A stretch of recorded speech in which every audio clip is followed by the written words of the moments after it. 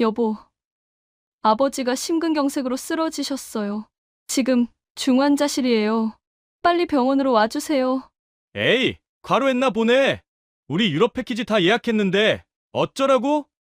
너가 알아서 하면 되잖아. 6년 동안 시댁 눈치만 보며 살았지만 이 순간만큼은 달라질 거라 믿었습니다. 하지만 그들은 이미 공항 라운지에서 샴페인을 마시고 있었죠. 아버지 장례식에 시댁 식구 단 한 명도 오지 않았습니다. 그런데 장례 직후 찾아온 변호사가 전한 충격적인 진실.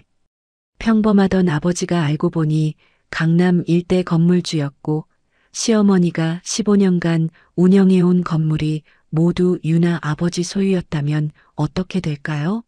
시청 전에 구독과 좋아요 꼭 부탁드립니다. 영상 제작에 큰 힘이 됩니다. 여보, 아버지가 쓰러지셨어요. 빨리 병원 와주세요. 유나는 떨리는 손으로 남편 준혁에게 전화를 걸었습니다. 심장이 터질 것 같았어요. 아버지가 회사 회의 중 갑자기 쓰러지셨다는 연락을 받고 택시를 타고 병원으로 달려오는 길이었죠. 아, 그래. 근데 나 지금 공항인데. 어머니랑 통화해봐. 준혁의 목소리는 놀랍도록 차분했습니다. 배경으로 공항 안내 방송 소리가 들렸어요. 유나는 다시 시어머니 최 여사에게 전화를 걸었습니다. 어머니, 저희 아버지가 심근경색으로 쓰러지셨어요. 지금 중환자실이에요. 빨리 와주세요. 에이, 과로했나 보네. 우리 유럽 패키지 다 예약했는데 어쩌라고? 너가 알아서 하면 되잖아. 우리 2주 일정이야. 시어머니의 말에 귀를 의심했습니다. 유나는 목소리를 높였어요. 어머니, 지금 농담하시는 거예요? 아버지가 중환자실에 계신다고요. 농담 아니야. 우리 작년부터 계획한 거라고. 비행기 표도 환불 안 돼. 네가 병원비 내. 그럼 잘 다녀올게. 전화가 끊겼습니다. 유나는 멍하니 핸드폰을 내려다봤어요. 택시기사가 백미러로 유나를 보며 걱정스럽게 물었죠. 손님 괜찮으세요? 네, 괜찮아요. 병원에 도착했습니다. 중환자실 앞 복도는 차가웠어요. 의사가 나왔습니다. 보호자분이십니까? 환자분이 급성 심근경색으로 쓰러지셨는데요. 지금 응급시술 중입니다. 상태가 좋지 않아서 가족분들 빨리 오셔야 할 것 같습니다. 가족이요? 유나는 쓴웃음을 지었습니다. 어머니는 10년 전에 돌아가셨고 오빠는 5년 전 교통사고로 세상을 떠났죠. 아버지와 유나 단둘이었어요. 남편과 시댁이 전부였는데 그들은 지금 공항 라운지에 있었습니다. 네, 제가 있어요. 제가 있습니다. 중환자실 유리창 너머로 아버지가 보였습니다. 온몸에 튜브가 연결되어 있었어요. 인공호흡기 소리만 차갑게 울렸죠. 유나는 유리창에 손을 댔습니다. 아빠, 괜찮을 거예요. 꼭 괜찮을 거예요. 하지만 믿음이 가지 않았어요. 의사 선생님 표정이 너무 어두웠으니까요. 유나는 복도 벤치에 앉아 다시 준혁에게 전화를 걸었습니다. 여보, 의사 선생님이 가족들 빨리 오라고 하셔. 제발 와줘. 나 혼자는 무서워. 유나야, 나도 가고 싶지. 근데 어머니가 안 된대. 이미 출국 수속 다 받았어. 비행기도 곧 출발이고. 미안해. 미안하다는 말이 이렇게 가볍게 느껴진 적이 없었습니다. 그럼 혼자라도 와줘. 어머니는 여행 가셔도 되니까 당신만이라도.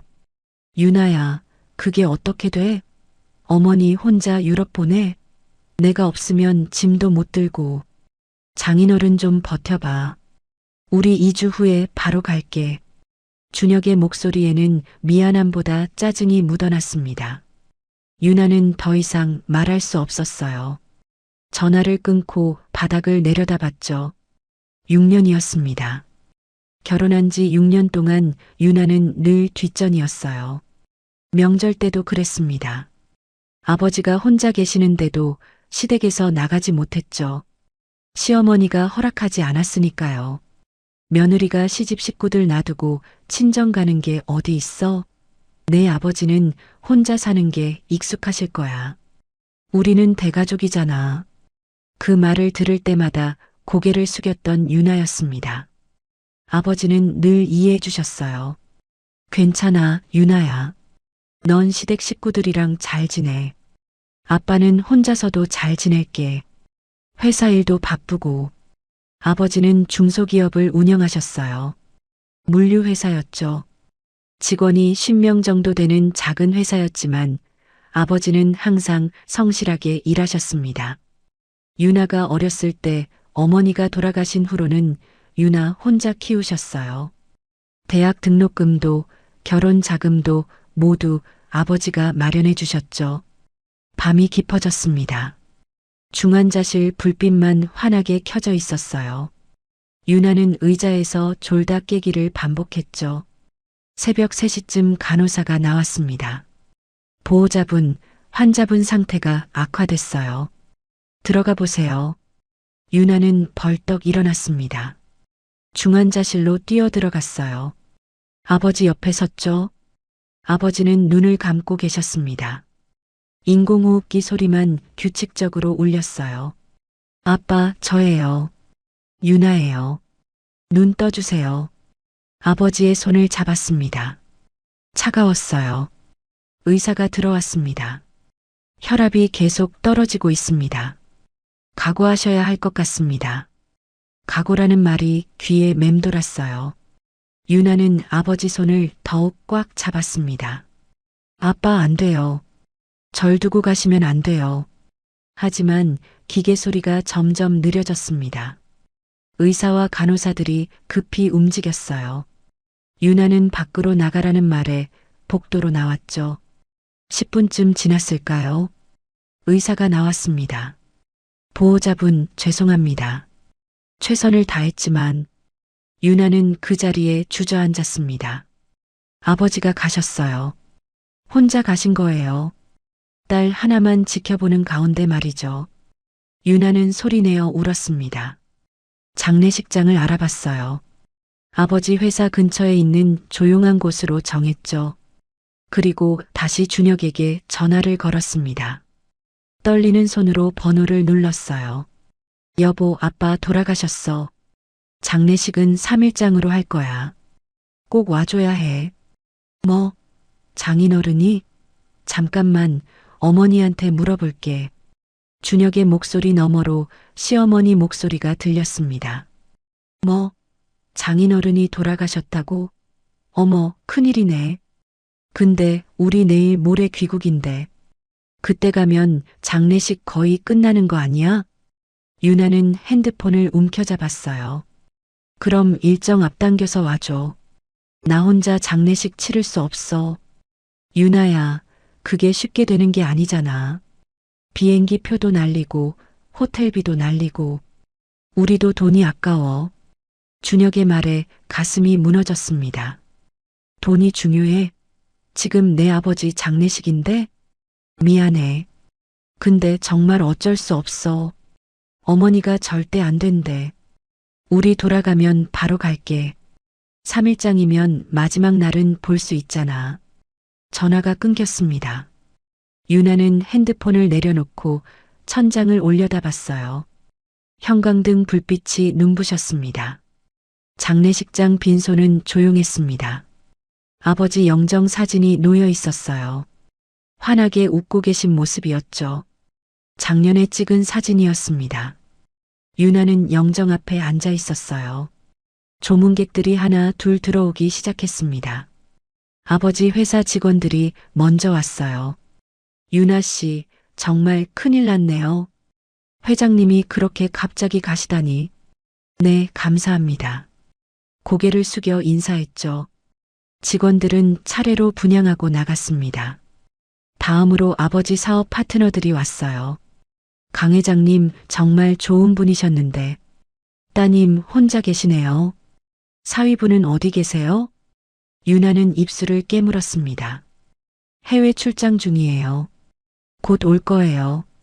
거짓말이었습니다. 하지만 진실을 말할 수 없었어요. 사람들은 고개를 끄덕이며 나갔죠. 오후가 되자 아버지 대학 동창들이 왔습니다. 유나야, 내 아버지 참 훌륭한 사람이었어. 근데 사위는 어디 있어?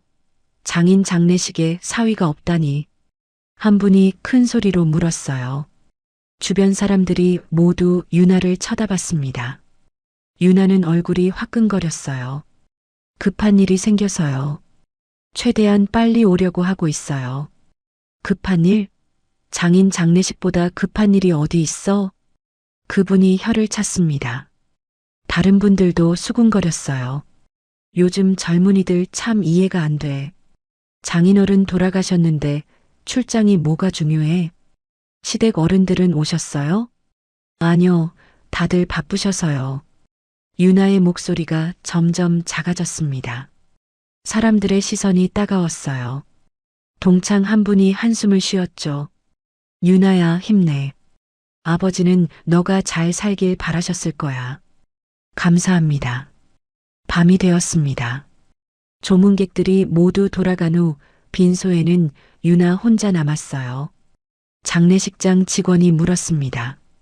오늘 밤 지키실 분 계세요? 저 혼자 있을게요.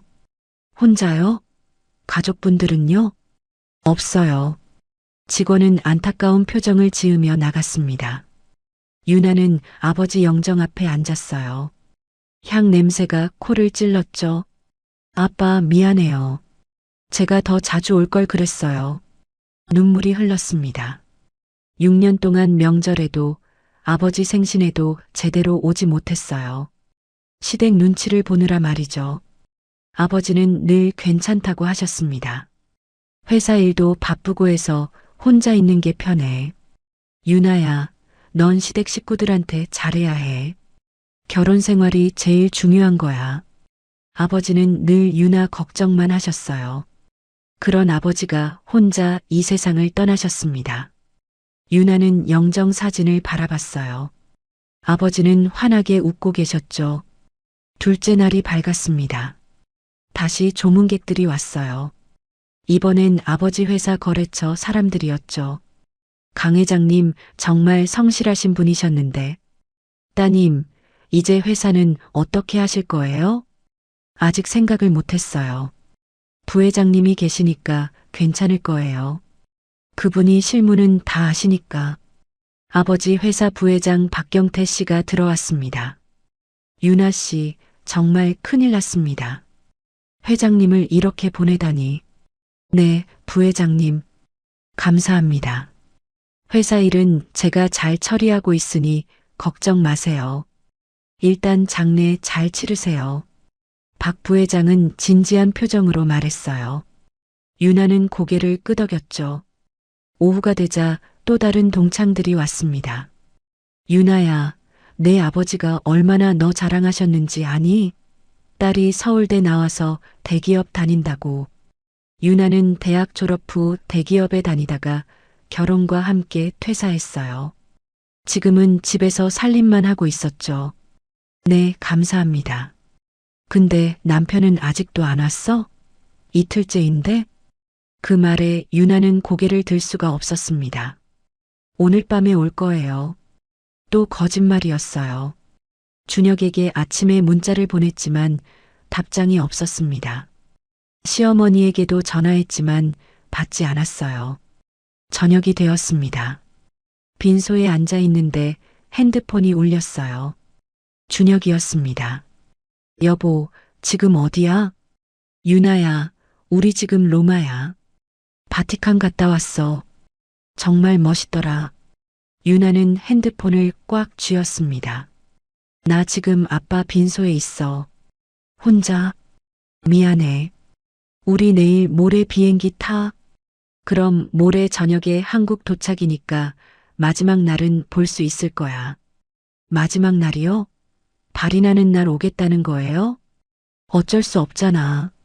비행기 표가 그렇게 끊겼는데. 조금만 참아. 전화가 끊겼습니다. 유나는 핸드폰을 내려놓고 한참을 멍하니 앉아 있었어요. 셋째 날 아침이 밝았습니다. 발인 날이었어요. 유나는 밤새 한숨도 자지 못했습니다. 조문객들이 아침 일찍부터 왔어요. 마지막 인사를 하러 온 분들이었죠. 장례 절차가 시작됐습니다. 영구차가 준비됐어요.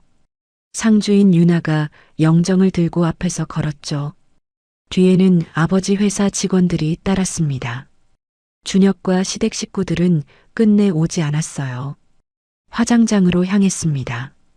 영구차 안에서 유나는 창밖을 바라봤어요. 하늘이 맑았습니다. 아버지가 좋아하시던 날씨였죠. 화장이 끝났습니다.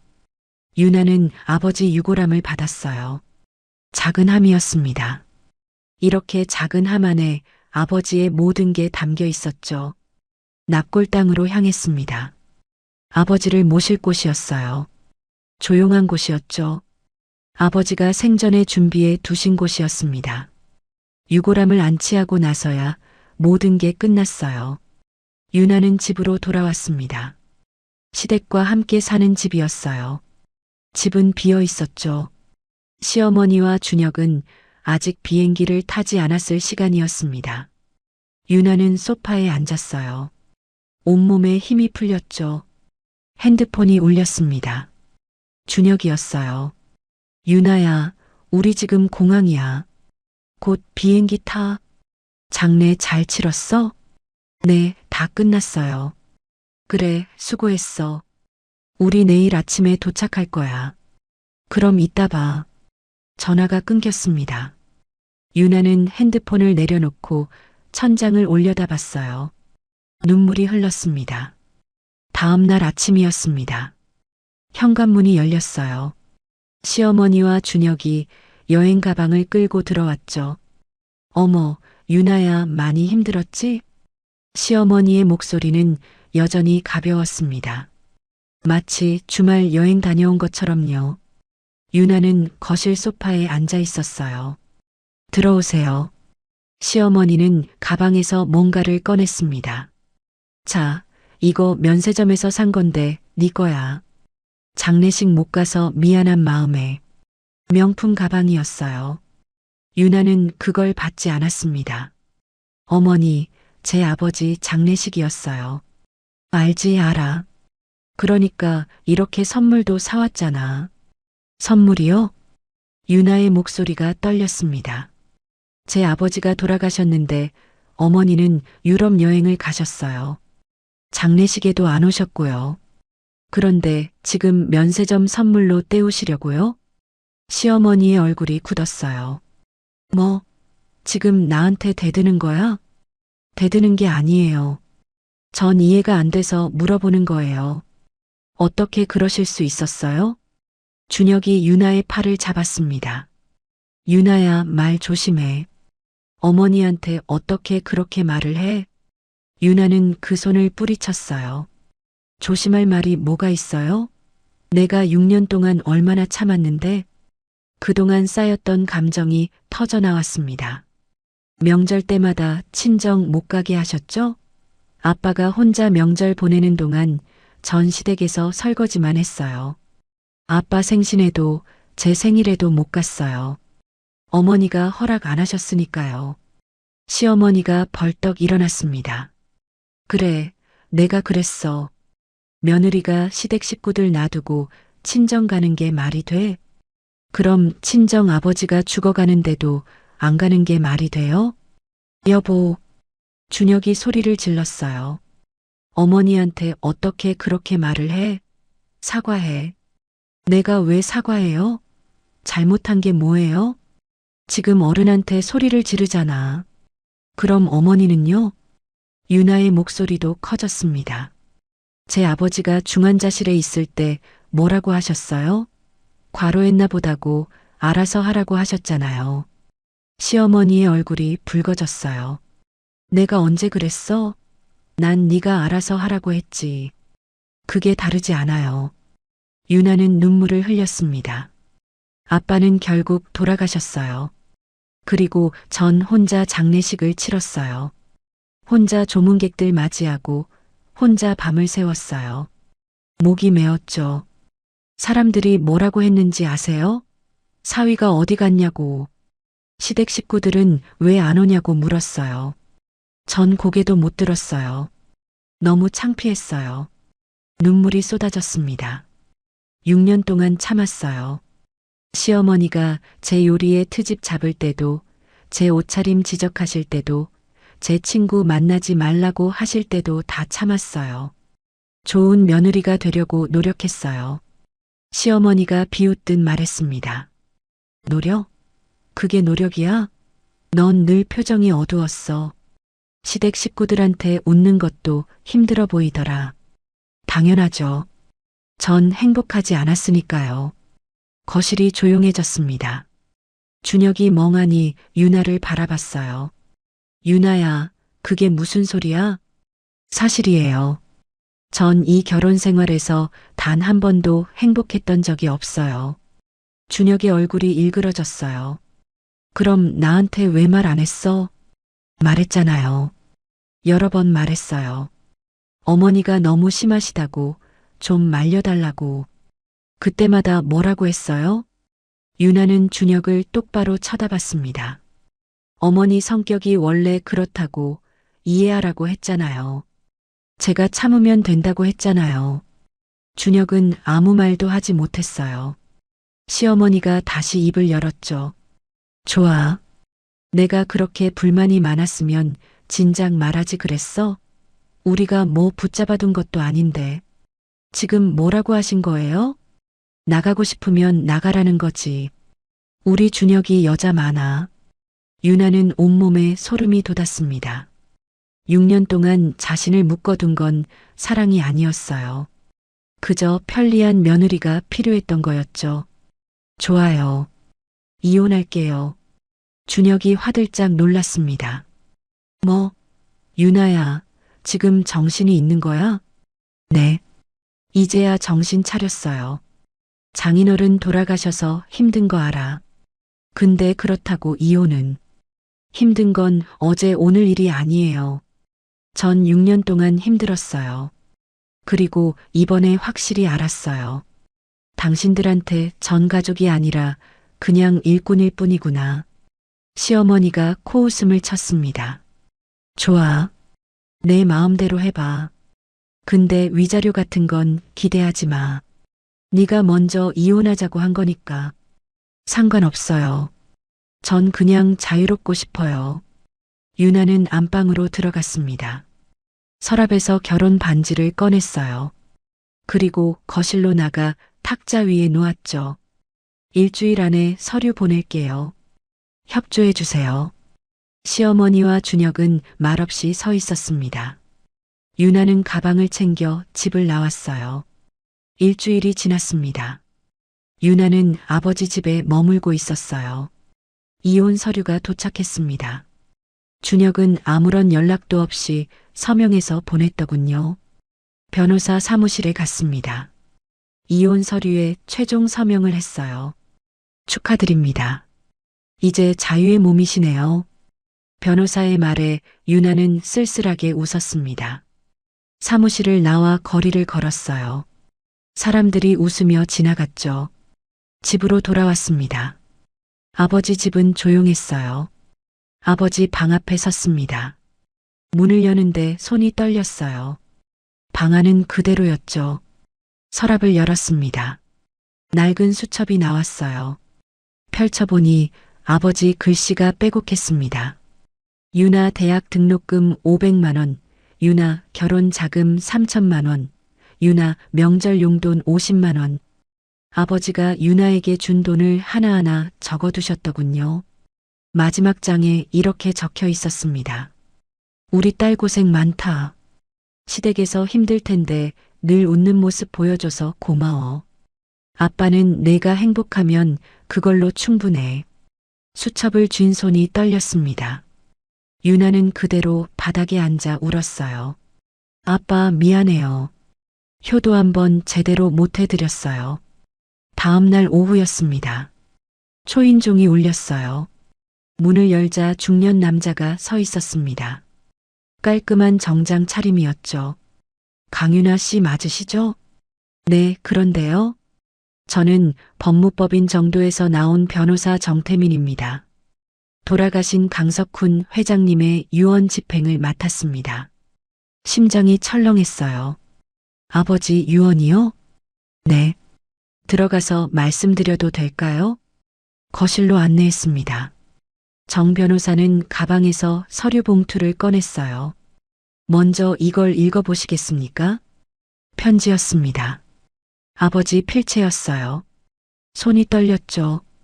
봉투를 뜯었습니다. 유나야, 아빠야. 이 편지를 읽고 있다면 아빠는 이미 곁에 없겠구나. 미안해. 아무 말도 안 하고 떠나서 눈물이 흘렀습니다. 하지만 아빠한테는 비밀이 있었어. 내가 어렸을 때부터 준비해 온 거야. 아빠가 운영하던 물류회사 기억하지? 그게 전부가 아니었어. 아빠는 20년 전부터 부동산에 투자했단다. 강남 일대 상업용 건물 5동. 모두 네 거야. 가슴이 쿵쾅거렸어요. 그리고 물류회사 지분 65%도 내 거야. 시댁 눈치 보느라 힘들었지? 아빠가 다 알아. 그래서 더 비밀로 했어. 만약 시댁이 알았다면 너한테서 빼앗으려 했을 거야. 손이 떨려서 편지를 제대로 잡을 수가 없었어요. 이제 이 모든 게 네 거야. 회사도 건물도 전부. 당당하게 살아. 더 이상 눈치 보지 말고. 아빠가 평생 모은 건 너의 행복을 위한 거였어. 사랑한다, 우리 딸. 편지를 다 읽고 나니 숨이 막혔습니다. 정 변호사가 조용히 말했어요. 유언장을 보시겠습니까? 정 변호사가 서류를 펼쳤습니다. 유나는 떨리는 손으로 서류를 받아들었어요. 고인께서는 강남 일대 상업용 건물 5동을 보유하고 계셨습니다. 모두 따님께 상속하신다는 유언을 남기셨어요. 5동이요? 네. 그리고 이것도 보셔야 할 것 같습니다. 또 다른 서류였어요. 부동산 등기부등본이었죠. 청담동 상가 건물, 압구정동 오피스텔, 논현동 복합상가, 역삼동 업무용 빌딩, 그리고 신사동 패션 빌딩입니다. 얼마짜리인데요? 감정가로 총 1,200억 원입니다. 유나는 눈을 감았습니다. 믿기지 않았어요. 그리고 주식회사 강성물류의 발행 주식 65%를 보유하고 계셨습니다. 이것도 전부 따님께 상속하셨고요. 회사 규모가 어느 정도인가요? 작년 기준 매출액이 350억 원입니다. 직원은 200명 정도 되고요. 유나는 소파에 기댔습니다. 아버지가 이런 걸 준비하고 계셨다니. 지금 어떻게 해야 하나요? 상속 등기를 진행하셔야 합니다. 상속세는 제가 세무사와 함께 처리해 드릴게요. 그리고 이번 주 금요일에 건물 세입자 간담회가 있습니다. 간담회요? 네. 고인께서는 매년 세입자들과 간담회를 하셨어요. 이번에는 새로운 건물주로서 따님께서 참석하셔야 할 것 같습니다. 며칠 후 금요일이 되었습니다. 유나는 신사동 패션 빌딩으로 향했어요. 10층짜리 건물이었죠. 1층부터 5층까지는 상가, 6층부터 10층까지는 사무실이었습니다. 로비로 들어갔어요. 깔끔한 대리석 바닥이었습니다. 안내데스크 직원이 인사했죠. 안녕하세요. 어디 찾으십니까? 저는 강윤아입니다. 오늘 세입자 간담회 참석하러 왔어요. 직원의 표정이 바뀌었습니다. 아, 신임 회장님이시군요. 10층 회의실로 안내해 드리겠습니다. 엘리베이터를 탔어요. 10층에 도착하자 회의실 문이 보였습니다. 정 변호사가 나와서 맞아주었죠. 회장님, 이쪽입니다. 세입자분들이 모두 대기 중이세요. 회의실 문을 열었습니다. 안에는 30명 정도의 세입자들이 앉아 있었어요. 유나가 들어가자 모두 일어났습니다. 단상으로 올라갔어요. 마이크를 잡았습니다. 안녕하십니까? 유나 홀딩스 회장 강윤아입니다. 박수 소리가 났습니다. 유나는 천천히 세입자들을 둘러봤어요. 그때 앞줄에 앉은 사람이 눈에 들어왔습니다. 시어머니 최 여사였어요. 심장이 쿵했습니다. 시어머니도 유나를 봤어요. 얼굴이 하얗게 변했죠. 옆에는 준혁도 앉아 있었습니다. 오늘은 건물주로서 여러분을 만나러 왔습니다. 제 아버지께서 이 건물을 20년간 운영해 오셨는데 이제 제가 그 뜻을 이어가려고 합니다. 시어머니의 입이 벌어졌어요. 여러분께서 편안하게 사업하실 수 있도록 최선을 다하겠습니다. 궁금하신 점 있으시면 말씀해 주세요. 한 세입자가 손을 들었습니다. 회장님, 임대료 인상 계획이 있으신가요? 당분간은 동결하겠습니다. 다만 계약 조건은 재검토할 예정입니다. 시어머니가 얼굴이 굳어가는 게 보였어요. 특히 장기 세입자분들의 계약 조건을 확인 중입니다. 일부 특혜성 계약이 있었던 것으로 파악됩니다. 간담회가 끝났습니다. 세입자들이 하나 둘 나갔어요. 시어머니와 준혁만 자리에 남아 있었죠. 유나는 단상에서 내려왔습니다. 시어머니가 다가왔어요. 유나야, 이게 대체 무슨 일이야? 보시는 그대로예요. 제가 이 건물 주인이에요. 내가 건물주라고? 장인어른이 물류회사 하시는 줄 알았는데 물류회사도 하셨죠. 하지만 부동산 투자도 하셨어요. 20년 동안요. 시어머니는 말을 잃었습니다. 유나는 서류를 꺼냈어요. 어머니, 이거 보세요. 2층 부티크, 3층 부티크, 5층 부티크. 모두 어머니 가게죠? 시어머니가 고개를 끄덕였습니다. 15년 동안 여기서 장사하셨네요. 그런데 임대료를 보니까 이상한 게 있어요. 뭐가 이상한데? 시세의 50%밖에 안 내셨더라고요. 15년 동안요. 시어머니의 얼굴이 굳었어요. 그건 장인어른이 사돈 사이라고 배려해 주신 거야. 맞아요. 아버지께서 배려해 주셨죠. 제가 시댁 며느리였을 때요. 그럼 지금은? 지금은 남이잖아요. 이혼했으니까요. 준혁이 나섰습니다. 유나야, 그래도 6년을 가족으로 살았잖아. 이렇게까지 할 거야? 6년을 가족으로 살았다고요? 유나는 준혁을 쳐다봤습니다. 제 아버지 장례식에 온 적 있어요? 준혁은 대답하지 못했어요. 유럽 여행 가셨잖아요. 그게 가족이에요? 그건 유나는 시어머니를 봤습니다. 어머니, 계약서 확인해 보니까 특약사항이 있더라고요.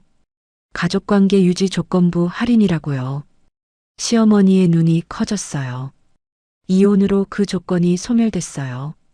그래서 정상 임대료로 조정하려고 합니다. 잠깐만, 그럼 우리 임대료가 2배로 오른다는 거야? 네. 그리고 15년치 차액도 청구할 겁니다. 뭐? 시어머니가 소리쳤어요. 계약서에 명시되어 있어요. 조건 위반 시 소급 적용한다고요. 그게 얼마인데? 정 변호사가 나섰습니다. 계산해 보니 약 30억 원입니다. 시어머니는 그 자리에서 주저앉을 뻔했어요. 일주일이 지났습니다. 유나는 회장실에 앉아 있었어요. 넓은 사무실이었죠. 창밖으로 서울 시내가 보였습니다. 정 변호사가 급히 들어왔어요. 회장님, 문제가 생겼습니다. 무슨 일이에요? 최 여사가 다른 세입자들을 선동하고 있습니다. 신임 회장이 일방적으로 임대료를 올린다고요. 서류를 받아들었습니다. 세입자 20명이 연명으로 민원을 넣었더군요. 건물주 갑질이라는 제목이었어요. 내용을 읽는데 화가 났습니다. 이분들 계약서 확인했나요? 대부분 정상 임대료를 내고 계십니다. 최 여사만 특별 할인을 받았고요. 그럼 왜 민원을 내는 거죠? 최 여사가 거짓말을 한 것 같습니다. 모든 세입자 임대료를 올린다고 말한 것 같아요. 유나는 한숨을 쉬었습니다. 긴급 세입자 회의를 소집해 주세요. 내일 당장요. 다음 날 오후였습니다. 회의실에 세입자들이 모였어요. 불안한 표정들이었죠. 유나는 단상에 섰습니다. 오늘 이렇게 급히 모신 이유는 오해를 풀기 위해서입니다. 일부에서 임대료를 일방적으로 올린다는 소문이 있는데 사실이 아닙니다. 한 세입자가 손을 들었어요. 그럼 최 여사 임대료 인상은 뭡니까? 그건 특별한 경우입니다. 스크린을 켰어요. 계약서가 나타났습니다. 이 계약서를 보시면 가족관계 유지 조건부 할인이라는 특약이 있습니다. 제가 최 씨 가족과 이혼하면서 이 조건이 소멸됐어요. 세입자들이 웅성거렸습니다. 다른 분들 계약은 정상적으로 체결된 것이고 임대료 동결을 약속드립니다. 최 여사가 일어났어요. 그래도 15년치 차액을 청구하는 건 너무하지 않습니까? 계약서에 명시된 사항입니다. 유나는 차분하게 말했습니다. 그리고 최 여사께서 다른 세입자분들께 거짓 정보를 퍼뜨린 것도 확인했습니다. 회의실이 조용해졌어요. 만약 이런 행위가 계속되면 임대차 계약 해지 조항을 발동하겠습니다. 최 여사의 얼굴이 하얗게 변했습니다. 회의가 끝나고 세입자들이 하나 둘 나갔어요. 몇몇이 유나에게 다가왔죠. 회장님, 오해했습니다.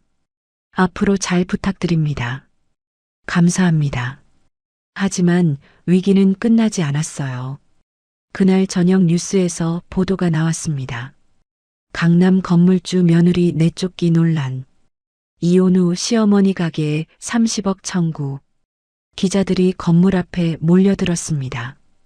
다음 날 아침 출근하는데 기자들이 유나를 둘러쌌어요. 회장님, 시어머니한테 30억 청구하신 게 사실입니까? 이혼 보복 아니냐는 지적이 있는데요. 유나는 아무 대답도 하지 않고 건물 안으로 들어갔습니다. 회장실로 올라가자 정 변호사가 기다리고 있었어요. 회장님, 언론 대응을 해야 할 것 같습니다. 어떻게 해야 하죠? 사실관계를 명확히 밝히는 게 좋겠습니다. 계약서 내용을 공개하고요. 하지만 그날 오후 더 큰 문제가 터졌습니다. 유나의 회사 주가가 10% 급락했어요. 물류회사는 상장사였거든요. 투자자들이 불안해하고 있습니다. 회장님, 이미지가 나빠지면서요. 김태호 비서실장이 보고했습니다. 중년의 남성으로 아버지 때부터 20년간 일한 사람이었어요. 김 실장님, 어떻게 해야 할까요? 회장님, 고 회장님께서 이런 날을 대비해 모든 걸 준비해 두셨습니다. 무슨 말씀이세요? 김 실장은 서류를 꺼냈습니다. 고 회장님께서는 주요 기업 총수들과 깊은 관계를 맺고 계셨습니다. 제가 그분들께 연락드리겠습니다. 다음 날 놀라운 일이 벌어졌어요. 국내 10대 기업 중 3곳의 회장들이 동시에 성명을 발표했습니다. 강석훈 회장은 우리 업계에 존경받는 선배였습니다. 따님 강윤아 회장을 전폭 지지합니다. 또 다른 회장은 이렇게 말했죠. 법적 절차에 따른 정당한 권리 행사를 비난해서는 안 됩니다. 강윤아 회장의 경영 능력을 믿습니다. 언론 분위기가 완전히 바뀌었습니다. 며느리 내쫓기가 아니라 정당한 계약 이행이라는 기사들이 쏟아졌어요. 유나는 김 실장을 봤습니다. 김 실장님, 아버지께서 정말 이런 걸 준비하셨어요? 네. 고 회장님께서는 회장님이 어려움을 겪을 걸 예상하셨습니다. 그래서 든든한 후원자들을 만들어 두셨죠. 유나는 눈물이 났습니다. 아버지는 세상을 떠나서도 자신을 지켜주고 계셨어요. 주가도 회복되기 시작했습니다. 오히려 위기 이전보다 더 올랐어요. 투자자들이 유나의 단호한 경영 스타일을 긍정적으로 평가한 거죠. 한 달이 지났습니다. 유나는 회사 경영에 집중하고 있었어요. 건물 관리도 물류회사 운영도 점차 익숙해졌죠. 그런데 어느 날 오후였습니다. 정 변호사가 급히 찾아왔어요. 회장님, 중요한 정보를 입수했습니다. 무엇인가요? 최 여사 쪽에서 이상한 움직임이 포착됐습니다. 정 변호사는 노트북을 열었어요. 최 여사가 한 달 전부터 변호사를 선임했습니다. 상속재산소송 전문 변호사예요. 상속재산소송이요? 네. 그리고 더 놀라운 게 있습니다. 변호사 선임 날짜를 보세요. 화면에 날짜가 보였습니다. 유나는 숨이 멎었어요. 아버지 돌아가시기 한 달 전이었어요. 이게 무슨 뜻이죠? 최 여사가 장인어른 사망을 예상하고 미리 준비했다는 겁니다. 정 변호사는 다른 서류를 펼쳤습니다. 그리고 이건 변호사 사무실에서 유출된 상담 기록입니다. 최 여사가 며느리 자격으로 상속재산 일부를 청구할 수 있는지 문의했어요. 유나는 서류를 읽었습니다. 손이 떨렸어요. 6년간 시부모를 모셨으니 기여분을 인정받아야 한다는 내용이었죠. 그리고 이것도 보세요. 또 다른 서류였습니다. 유럽 여행 예약 날짜입니다. 장인어른 사망 2주 전에 예약했어요. 유나는 의자에 앉았습니다. 모든 게 계획된 일이었어요. 최 여사는 아버님 건강이 안 좋다는 걸 알고 있었던 것 같습니다. 그래서 미리 변호사를 선임하고 장례식도 피할 계획을 세운 거죠. 왜 장례식을 피한 거죠? 감정 개입을 최소화하기 위해서입니다. 나중에 소송할 때 냉정하게 보이려고요. 유나는 주먹을 꽉 쥐었습니다. 증거가 확실한가요? 네. 변호사 상담 기록, 여행 예약 내역 모두 확보했습니다. 그리고 더 있습니다. 정 변호사는 계속 말했어요. 최 여사가 15년간 할인받은 임대료, 그 돈으로 뭘 했는지 추적했습니다. 결과가 어떻게 나왔어요? 부티크 확장 자금으로 사용했습니다. 2층 가게로 시작해서 3층, 5층까지 늘린 거죠. 모두 아버님 건물에서요. 유나는 쓴웃음을 지었습니다. 그러니까 아버지 돈으로 사업을 키운 거네요. 맞습니다. 그리고 이 사실을 숨기기 위해 회계 장부도 조작했습니다. 회계 조작이요? 네. 실제 임대료보다 더 많이 낸 것처럼 장부를 꾸몄어요. 탈세를 피하려고요. 유나는 일어났습니다. 국세청에 제보하세요. 네, 알겠습니다. 그리고 형사 고소도 준비해 주세요. 사기, 배임, 탈세 모든 혐의로요. 일주일 후 국세청 조사가 시작됐습니다. 최 여사의 부티크 3곳 모두 세무조사를 받았어요. 그리고 검찰에서도 연락이 왔습니다. 강윤아 회장님이시죠? 최 여사 고소건으로 조사하려고 합니다. 진술서 작성해 주셔야겠습니다. 유나는 검찰청에 갔습니다. 조사실에서 모든 걸 진술했어요.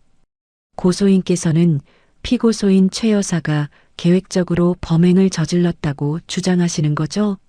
네. 증거가 다 있습니다. 검사는 서류를 검토했습니다. 변호사 상담 기록, 여행 예약 내역, 회계 장부 조작 증거. 충분히 기소할 수 있겠네요.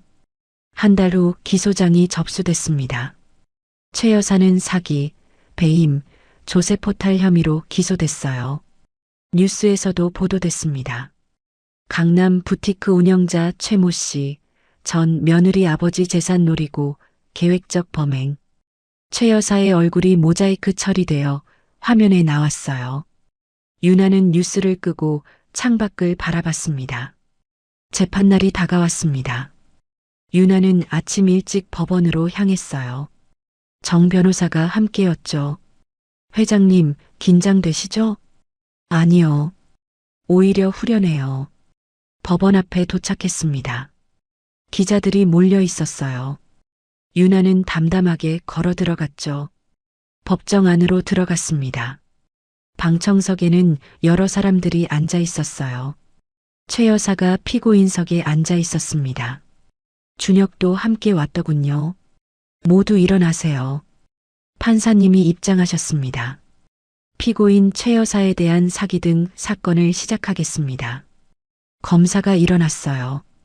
피고인은 전 며느리 아버지의 사망을 예상하고 계획적으로 범행을 저질렀습니다. 먼저 변호사 상담 기록을 제출하겠습니다. 스크린에 서류가 나타났습니다. 피고인은 피해자 생전에 이미 상속재산 소송을 준비하고 있었습니다. 며느리 자격으로 기여분을 청구하려고 했죠. 최 여사의 변호사가 일어났어요. 그건 단순한 법률 상담이었습니다.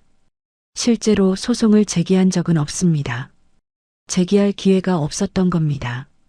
며느리가 먼저 이혼했으니까요. 검사가 반박했습니다. 그리고 여행 예약 내역을 보시죠. 피해자 사망 2주 전에 예약했습니다. 장례식 날짜와 정확히 겹치게요. 우연입니다. 우연이라고요? 그럼 왜 며느리가 장례식 참석을 간곡히 부탁했는데도 거절했습니까? 최 여사는 대답하지 못했습니다. 그리고 회계 조작 증거입니다. 검사는 장부를 제출했어요. 피고인은 15년간 임대료를 시세의 50%만 냈습니다. 하지만 장부에는 정상 임대료를 낸 것처럼 기록했죠. 탈세를 위해서입니다. 판사님이 최 여사를 보셨습니다. 피고인 할 말 있습니까? 최 여사가 일어났어요. 저는 그냥 절약한 돈으로 사업을 키운 것뿐입니다. 잘못이 뭡니까? 절약이 아니라 특혜입니다. 유나가 일어났습니다. 제 아버지께서 가족이라는 이유로 배려해 주신 겁니다. 그런데 어머니는 그 돈으로 사업을 키우고 제 아버지 사망까지 계획하고 장례식도 거부하셨어요. 목소리가 떨렸지만 또렷했습니다. 그게 가족이 할 짓입니까? 최 여사는 고개를 떨궜어요. 재판은 석 시간 동안 계속됐습니다. 증거가 하나씩 제시될 때마다 최 여사는 할 말을 잃었죠. 그럼 선고하겠습니다. 판사님이 서류를 보셨어요. 피고인 최 여사는 사기죄로 징역 2년, 조세포탈죄로 벌금 5억 원을 선고합니다.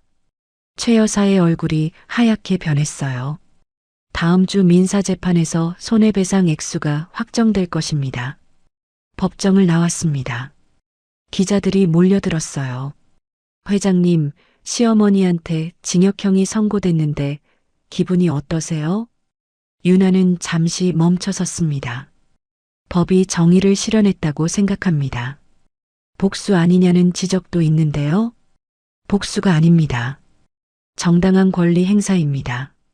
그리고 걸어갔습니다. 정 변호사가 따라왔어요. 회장님, 정말 멋지셨습니다. 일주일 후 민사재판이 열렸습니다. 이번에는 손해배상 금액을 정하는 자리였어요. 원고 측 주장을 들어보겠습니다. 정 변호사가 일어났습니다.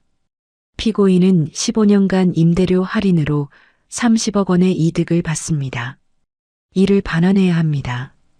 그리고 계획적 사기 행위로 인한 정신적 피해 보상금 20억 원을 청구합니다. 총 50억 원이네요? 네, 맞습니다. 피고 측 변호인, 반론 있습니까? 최 여사 변호사가 일어났습니다. 50억은 과도합니다. 피고인에게는 지불 능력이 없습니다. 지불 능력은 판결과 무관합니다. 판사님이 말씀하셨어요. 원고의 손해액 산정이 합리적이라고 판단됩니다. 피고는 원고에게 50억 원을 배상하라. 망치 소리가 울렸습니다. 최 여사는 의자에 주저앉았어요. 재판이 끝나고 유나는 김태호 실장을 불렀습니다. 김 실장, 내 건물에서 시댁 전부 쫓아내요. 세 곳 모두요? 네. 법적으로 가능한 모든 방법으로요. 알겠습니다. 김 실장은 바로 움직였습니다. 계약 해지 통보서가 발송됐어요. 최 여사의 부티크 세 곳 모두예요. 임대차 계약 특약 위반으로 계약을 해지합니다. 한 달 내로 퇴거하시기 바랍니다. 최 여사에게서 전화가 왔습니다. 유나는 받지 않았어요. 문자가 왔죠. 유나야, 제발 한 번만 만나자. 부탁이야. 유나는 답장하지 않았습니다. 대신 김 실장에게 지시했어요. 강제 집행 준비해 주세요. 네, 회장님. 한 달이 지났습니다. 최 여사는 가게를 비우지 않았어요. 법원 집행관이 출동했습니다. 유나는 현장에 가지 않았습니다. 사무실에서 보고만 받았죠. 2층 부티크명도 완료했습니다. 3층도 완료했습니다. 5층도 완료됐습니다. 세 곳 모두 문을 닫았어요. 최 여사의 사업은 완전히 끝났습니다. 그리고 재산 압류도 진행됐습니다. 50억 원 배상금을 받기 위해서였죠. 최 여사 명의 아파트, 차량, 예금, 계좌 모두 압류됐습니다. 최 여사에게 아무것도 남지 않았어요. 2달이 지났습니다. 유나는 회장실에서 서류를 검토하고 있었어요. 회사는 안정적으로 운영되고 있었죠. 김 실장이 들어왔습니다. 회장님, 로비에 최 여사가 와 계십니다. 유나는 펜을 내려놓았어요. 뭐라고 하던가요? 회장님을 꼭 만나야 한다고 합니다. 무릎까지 꿇고 있어요. 내보내주세요. 하지만 계속 버티고 있습니다. 유나는 한숨을 쉬었습니다. 내려가 볼게요. 엘리베이터를 타고 1층으로 내려갔습니다. 로비에 최 여사가 앉아 있었어요. 완전히 다른 모습이었죠. 초라한 옷차림이었습니다. 머리는 하얗게 새었고 얼굴은 헬쑥해졌어요. 유나를 보자 최 여사가 일어났습니다. 유나야. 최 여사님. 유나는 차갑게 말했습니다. 업무 시간에 무슨 일로 오셨나요? 유나야, 도와줘. 나 이제 정말 끝이야. 최 여사의 목소리가 떨렸어요. 집도 없어. 가게도 없어. 먹고 살 길이 막막해. 그러시겠죠. 제발 배상금만이라도 줄여줘. 50억은 너무 많아. 평생 갚아도 못 갚아. 법원에서 정한 금액이에요. 제가 어떻게 할 수 없어요. 분할로라도 해줘. 응? 한 번만 봐줘. 안 돼요. 최 여사의 눈에서 눈물이 흘렀습니다. 유나야, 제발. 우린 6년 동안 가족이었잖아. 그때 정 하나도 없어? 가족이었나요? 유나의 목소리가 더 차가워졌습니다. 제 아버지가 쓰러졌을 때 가족이셨나요? 중환자실에 계실 때는요? 돌아가셨을 때는요? 그건 내가 잘못했어. 인정해. 너무 늦었어요.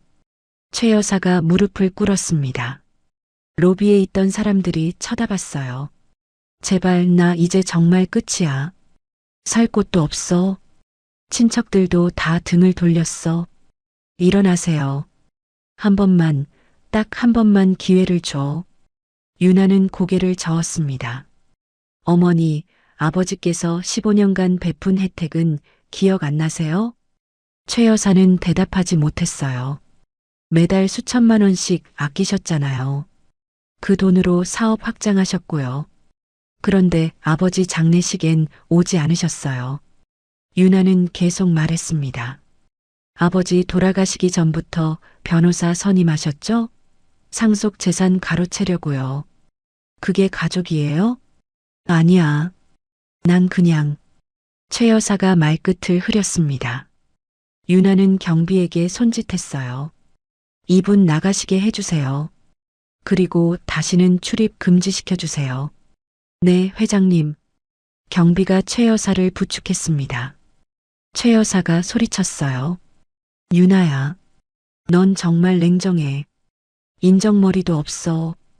유나는 돌아서서 엘리베이터로 향했습니다. 후회할 거야. 넌 평생 이 죄책감을 안고 살 거야. 최 여사의 목소리가 점점 멀어졌어요. 유나는 엘리베이터 문이 닫힐 때까지 무표정했습니다. 회장실로 돌아왔어요. 의자에 앉아 창밖을 바라봤습니다. 가슴 한구석이 아팠지만 후회는 없었어요. 김 실장이 조심스럽게 물었습니다. 회장님, 괜찮으세요? 네, 괜찮아요. 힘드셨을 텐데요. 아니요. 이제 정말 끝났어요. 다음 날 유나는 아버지 묘소를 찾아갔습니다. 납골당이었어요. 아버지 유골함 앞에 꽃을 놓았습니다. 아빠, 다 끝났어요. 조용히 말했습니다. 아버지를 괴롭힌 사람들한테 제대로 응징했어요. 이제 편히 쉬세요. 바람이 불었습니다. 창문으로 들어온 바람이 꽃을 흔들었어요. 앞으로 잘 살게요. 아버지가 만드신 회사 잘 키울게요. 직원들도 잘 챙기고 세입자들도 잘 도와줄게요. 사랑해요, 아빠.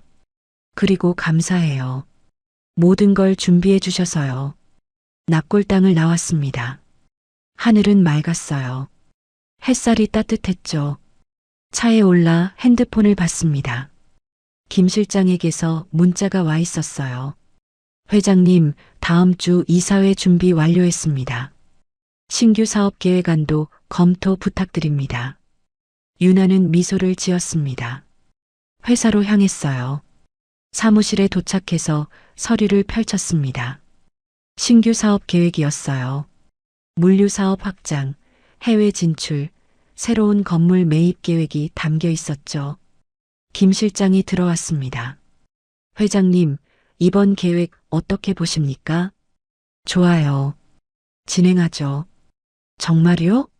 투자 규모가 큰데요. 아버지께서 기반을 다 만들어 두셨잖아요. 이제 제가 키워나갈 차례예요. 김 실장이 고개를 끄덕였습니다.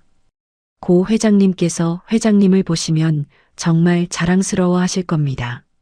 그날 저녁 유나는 사무실에 혼자 남았습니다. 서울 야경을 바라봤어요.